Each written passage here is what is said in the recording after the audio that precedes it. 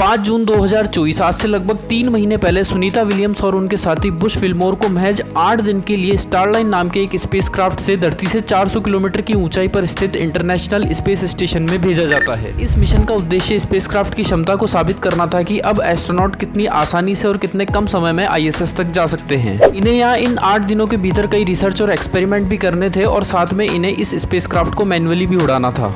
अब मेन बात यहाँ पे ये आती है कि ये वहाँ पे फंस कैसे गए। नासा का कहना है कि इस स्पेसक्राफ्ट के सर्विस मॉड्यूल के थ्रस्टर के अंदर एक छोटा सा हीलियम लीक है।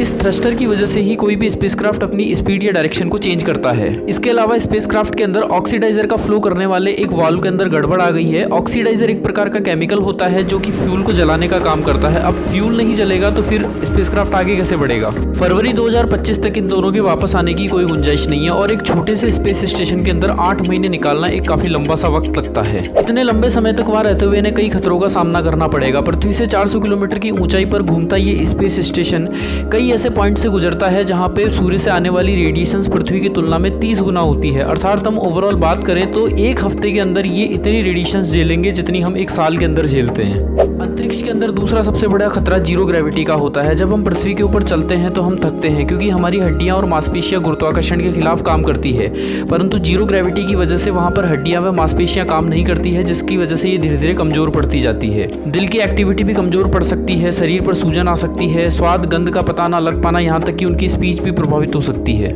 8 दिन का बोल के इनको 8 महीने तक वहाँ पे रोक दिया गया है और अभी वापस आने की स्थिति का भी पता नहीं है। तो ऐसी स्थिति के अंदर मनोवैज्ञानिक या मानसिक समस्याएं होना भी आम बात है। वैसे ISS पर 4 अमेरिकी और 3 रूसी एस्ट्रोनॉट्स पहले से ही मौजूद है। यहाँ तक तो ठीक है, लेकिन अब मेन बात यह आती है कि इन दोनों को वापस धरती के ऊपर लाया कैसे जाएगा। नासा ने सुनीता और विल्मोर को वापस लाने के लिए बहुत ही एक्सट्रीम लेवल की तैयारी करी है। जिस स्पेसक्राफ्ट से स्टारलाइन से जिससे ये ऊपर गई थी, नासा ने लगभग इसके ऊपर 1 लाख से ज्यादा कंप्यूटर मॉडल सिमुलेशन किए हैं। अर्थात उन्होंने इतनी बार देखा है कि वायुमंडल में आने और फिर जमीन पर लैंड करने का सबसे सही मौका और तरीका क्या हो सकता है। थ्रस्टर की भी टेस्टिंग की गई है। नासा का कहना है कि इसमें मौजूद 28 में से 27 थ्रस्टर पूरी तरह सही है। हार्डवेयर सॉफ्टवेयर की भी जांच हुई है। हीलियम गैस का लेवल भी नापा गया है। अगर स्टारलाइन से बात नहीं बनती है तो इलॉन मस्क की कंपनी SpaceX के स्पेसक्राफ्ट ड्रैगन का भी यूज किया जा सकता है इन दोनों को वापस लाने के लिए। इलॉन मस्क के इस स्पेसक्राफ्ट में 4 जनों की जगह होते हुए भी केवल 2 जनों को इसके अंदर भेजा जाएगा। ये दोनों जने फरवरी 2025 तक सुनीता विलियम्स और विल्मोर के साथ ISS के अंदर काम करेंगे और फिर फरवरी 2025 के अंदर यही स्पेसक्राफ्ट इन चारों को वापस लेके धरती की ओर आएगा। धन्यवाद।